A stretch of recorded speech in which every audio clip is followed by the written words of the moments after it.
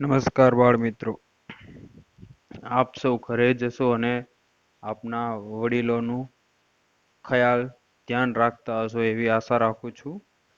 તો આજે આપણે ધોરણ 8ના વિજ્ઞાન વિશે અભ્યાસ કરીશું.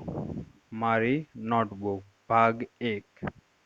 વિજ્ઞાનમાં આજે આપણે પહેલો પાઠ પાક ઉત્પાદન અને વ્યવસ્થાપન વિશે અભ્યાસ કરીશું.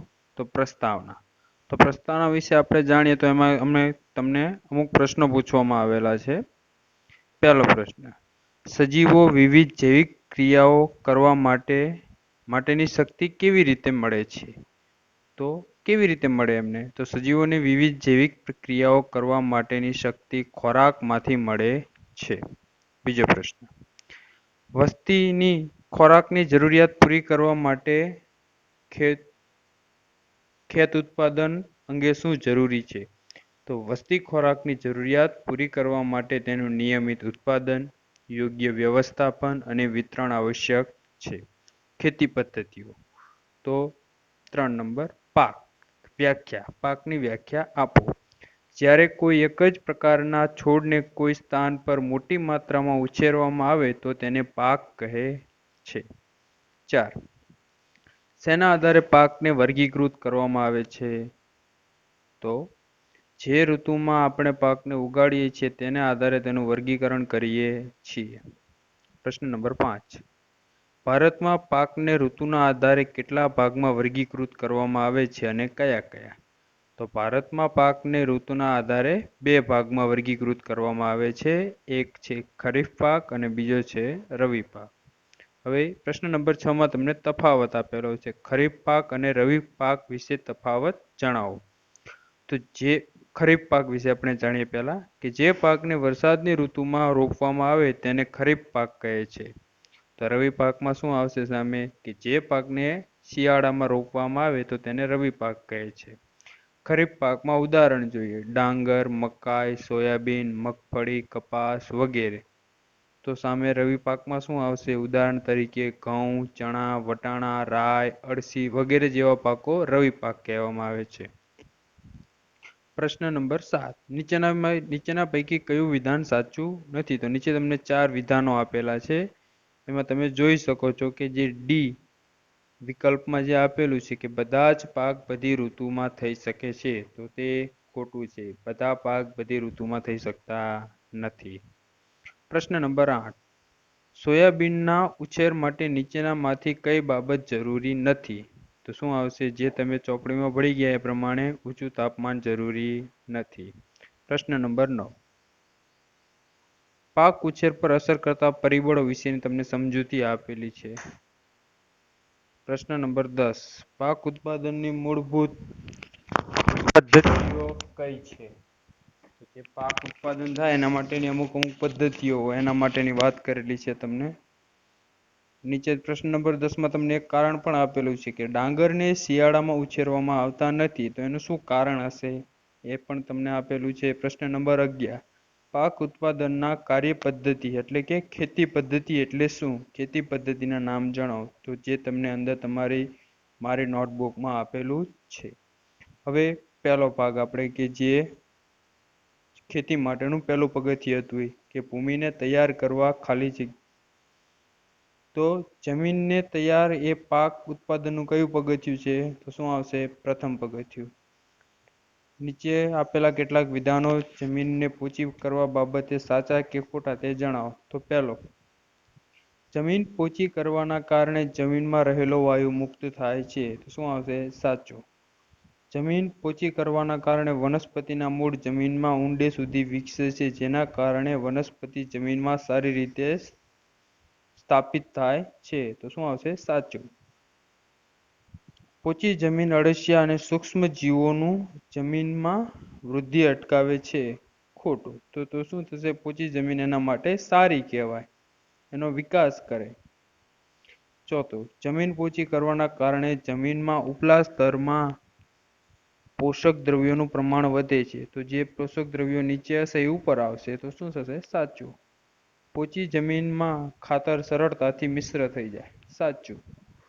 નીચે પ્રશ્ન નંબર 14. જ્યારે જમીનમાં બીજ વાવવામાં આવે ત્યારે રાખવામાં આવતી તકેદારીઓ પર પગલાં અહીં દર્શાવ્યા તો આપણે શું સાચું છે કે ખોટું તે જણાવવાનું.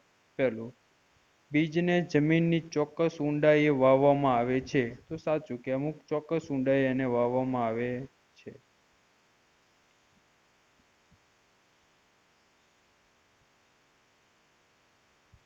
હવે આપણે જોઈશું વાવણી વિશે કે ભૂમિ તૈયાર કરવી. તો એના વિશે તમને પ્રશ્ન નંબર 21માં તમને એની માહિતી આપેલી છે. હવે વાવણી વિશે આપેલી તો તંદુરસ્ત બીજથી હાનિકારક બીજને અલગ કરવાની રીત જણાવો. તો એમાં એક તમને રીત આપેલી કે કેવી રીતે અલગ કરવું. પ્રશ્ન નંબર 23, બીજની વાવણી કરવા માટે પરંપરાગત ઓજારો વિશે જણાવો.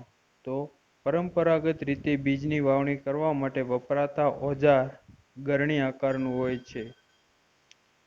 બીજને ગરણીની અંદર નાખવામાં આવે છે. તે ધારદાર અણીના છેડાયુક્ત 2 કે 3 પાઇપમાંથી પસાર થાય અને તેને જમીનમાં નાખવામાં આવે છે. હવે ક્ષતિગ્રસ્ત બીજ પાણીની સપાટી પર તરવા લાગશે. તો જે આગળ તમે જોઈ ગયા તો શું થશે? એ તરશે. સાચું. જમીનમાં બીજ વાવવા માટે ઉપયોગમાં આવતા સાધનને શું કહે છે? જમીનમાં બીજ વાવવા માટે ઉપયોગમાં આવતા સાધનને સીડ ડ્રીલ કહે છે. સીડ ડ્રીલ કહે છે. તો એને તમને નીચે પ્રશ્ન નંબર 26માં તમને આકૃતિ પણ આપેલી છે. સાધનનું નામ જણાય તેની માહિતી પણ આપેલી છે તમને. પ્રશ્ન નંબર 27માં વાવણી સમયે શા માટે 2 બીજ વચ્ચે ચોક્કસ અંતર રાખવામાં આવે છે? તેની માહિતી તમને અંદર આપેલી જ છે. હવે વાવણી વિશેની ટૂંક નોંધ પણ આપેલી કે વાવણી કેવી રીતે કરવી.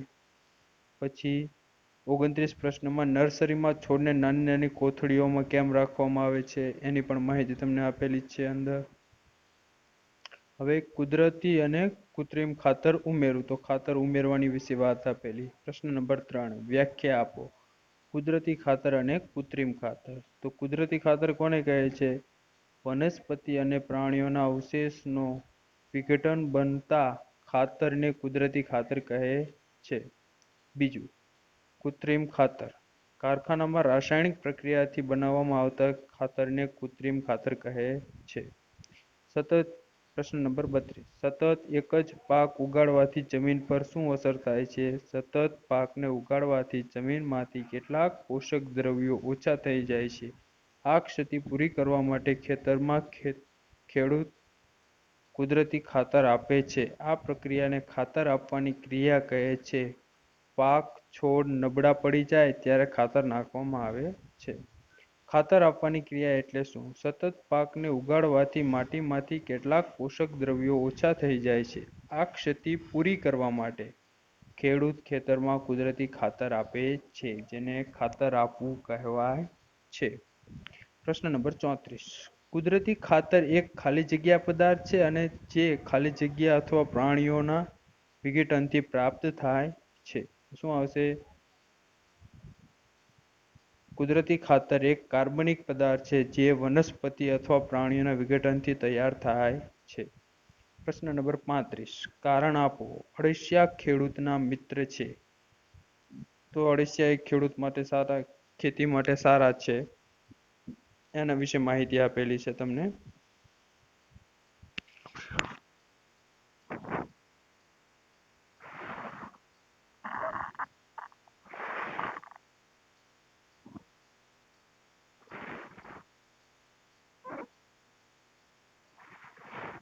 પ્રશ્ન નંબર 41, વનસ્પતિના મૂળ દ્વારા પાણીનું શોષણ થાય છે, જેની સાથે ખાલી જગ્યા અને ખાલી જગ્યા પણ શોષાય છે. ખનિજો અને ખાતરોનું પણ શોષણ થાય છે. વનસ્પતિમાં લગભગ કેટલા ટકા પાણી હોય છે? તો કેટલા આવશે? 90%. ખેતરમાં નિયમિત રૂપે પાણી કેમ આવશ્યક છે? તો જવાબ આવશે, વનસ્પતિમાં લગભગ 90% પાણી હોય છે. પાણી આવશ્યક છે કારણ કે અંકુરણ શુષ્ક પરિસ્થિતિમાં થતું નથી. પાણીમાં ઓગળેલા ખનિજનું વહન વનસ્પતિ પ્રત્યેક ભાગમાં થાય છે. સ્વસ્થ પાકના ઉછેર માટે જમીનમાં પાણીનો ભેજ જાળવી રાખવો જરૂરી છે. 44, વ્યાખ્યા આપો. સિંચાઈ. સમયાંતરે ખેતરમાં પાણી પૂરું પાડવાની ક્રિયાને સિંચાઈ કહે છે. તો હવે 45 નંબર, સિંચાઈના સ્ત્રોતો એટલે ક્યાંથી આપણે સિંચાઈ કરશું? તો જવાબ આવશે કુવાઓ, બોર કુવા, તળાવ, સરોવર, નદીઓ, બંધ એટલે કે ડેમ તેમજ નહેરોમાં સિંચાઈના સ્ત્રોત છે. પ્રશ્ન નંબર 46. સિંચાઈની પરંપરાગત રીતોના નામ આપો. 1. મોટ,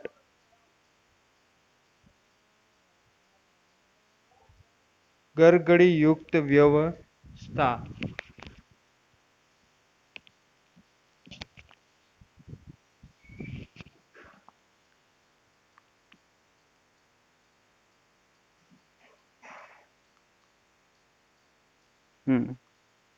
ગરગડીયુક્ત વ્યવસ્થા.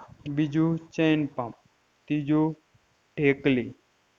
ત્રીજું રહેંટ એટલે કે ઉચ્ચાલનનો એક પ્રકાર.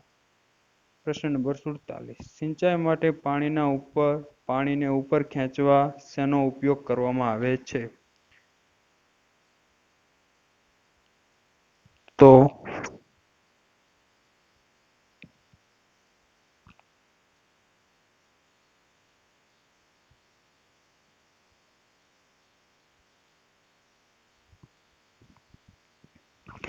સિંચાઈ માટે પાણીને ઉપર ખેંચવા માટે પંપનો ઉપયોગ કરવામાં આવે છે. પ્રશ્ન નંબર 48. પંપ ચલાવવા માટે શું ઉપયોગમાં લેવામાં આવે છે? પંપ ચલાવવા માટે ડીઝલ, બાયોગેસ, વિદ્યુત ઉર્જા તેમજ સૌર ઉર્જાનો ઉપયોગ કરવામાં આવે છે. 49. આધુનિક સિંચાઈના મુખ્ય પદ્ધતિઓ કઈ જણાવો.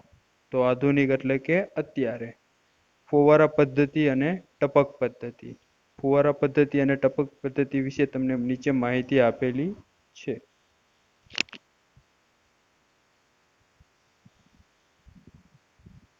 પ્રશ્ન નંબર 52. નિંદણની વ્યાખ્યા આપો. ખેતરમાં કેટલાક અનૈચ્છનિક એટલે કે બિનજરૂરી છોડ કુદરતી રીતે પાકની સાથે ઉગી નીકળે છે. આવા અનૈચ્છનિક એટલે કે બિનજરૂરી છોડને નિંદણ કહે છે. નિંદણને પ્રશ્ન નંબર 53. નિંદણને દૂર કરવાની ક્રિયાને નિંદામણ કહે છે. પ્રશ્ન નંબર 54. નિંદામણ કેમ આવશ્યક છે? નિંદણ પાણી, પોષક દ્રવ્યો,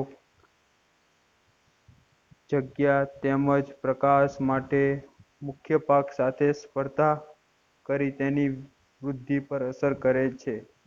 કેટલાક નિંદણ લણણીમાં પણ વિક્ષેપ ઊભો કરે છે તથા મનુષ્યો અને પ્રાણીઓ માટે ઝેરી પણ હોઈ શકે છે. 55. નિંદણ ખાલી જગ્યા અને ખાલી જગ્યા માટે ઝેરી હોઈ શકે છે. તો નિંદણ મનુષ્ય અને પ્રાણીઓ માટે ઝેરી હોઈ શકે છે.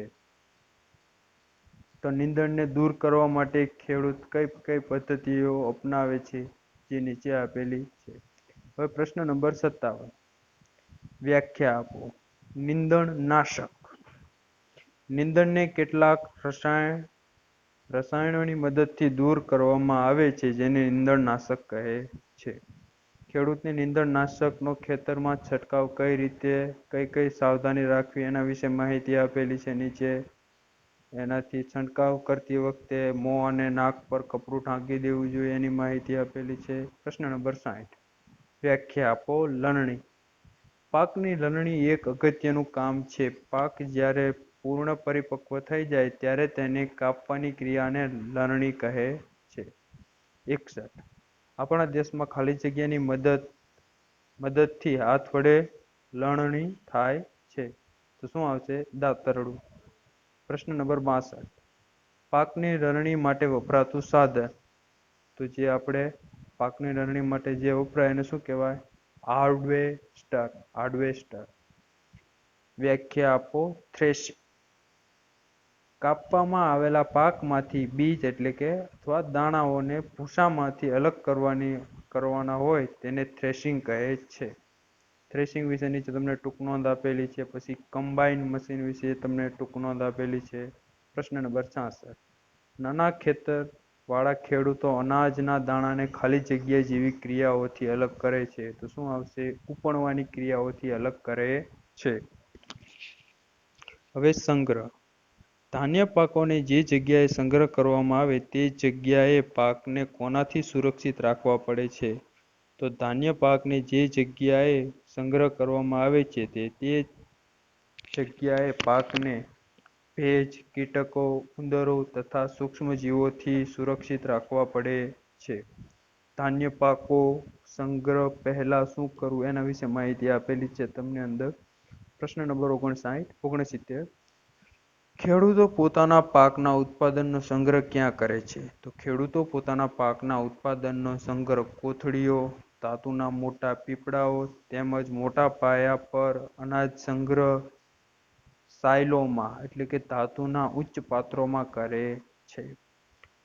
પ્રશ્ન નંબર 70. અનાજના ઘર જથ્થુ સંગ્રહ માટે ખાલી જગ્યાના સૂકા પાનનો ઉપયોગ કરવામાં આવે છે. તો અનાજ તો શું આવશે? લીમડાના સૂકા પાન. નીચે તમને એક બીજું આપેલું છે કે નીચે આપેલા બોક્સને યોગ્ય ક્રમમાં ગોઠવી તેને શેરડીના ઉત્પાદન માટે રેખાચિત્ર તૈયાર થઈ જાય. તો એના વિશે તમારે એને બધું લાઇનસર તમે કે કયા પછી કયું આપણે કરવું પડશે. તો પહેલા એના પગથિયા પ્રમાણે એને જોડતા જવાના છે. હવે પ્રશ્ન નંબર 72. કયા કયા પ્રાણીઓ આપણને દૂધ આપે છે? ગાય, ભેંસ, બકરી, ઘેટા, ઊંટ જેવા પ્રાણીઓ આપણને દૂધ આપે છે. પ્રાણીઓમાંથી મળતા ખોરાકો વિશેની માહિતી તમને નીચે આપેલી છે. હવે પ્રશ્ન નંબર 74. વ્યાખ્યા આપો. પશુપાલન એટલે કે જે આપણે તબેલાઓ આપણે કહેતા હોઈએ છીએ. ઘર અથવા ખેતરમાં રાખવામાં આવતા પાલતુ પ્રાણીઓને યોગ્ય ખોરાક, રહેઠાણ તેમજ તેની દેખરેખ પણ અતિ આવશ્યક હોય છે.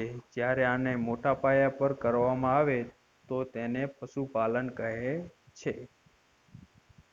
કોડ લીવર ઓઇલમાં પ્રશ્ન નંબર 75. કોડ લીવર ઓઇલમાં ખાલી જગ્યા વધારે માત્રામાં હોય છે. તો શું આવશે? Vitamin D. તો વિદ્યાર્થી મિત્રો આ મારી નોટબુક તમે 1-2 વાર વાંચી જોજો, પછી એકવાર લખવાનો પણ પ્રયત્ન કરજો. ઓકે વિદ્યાર્થી મિત્રો, જય હિન્દ.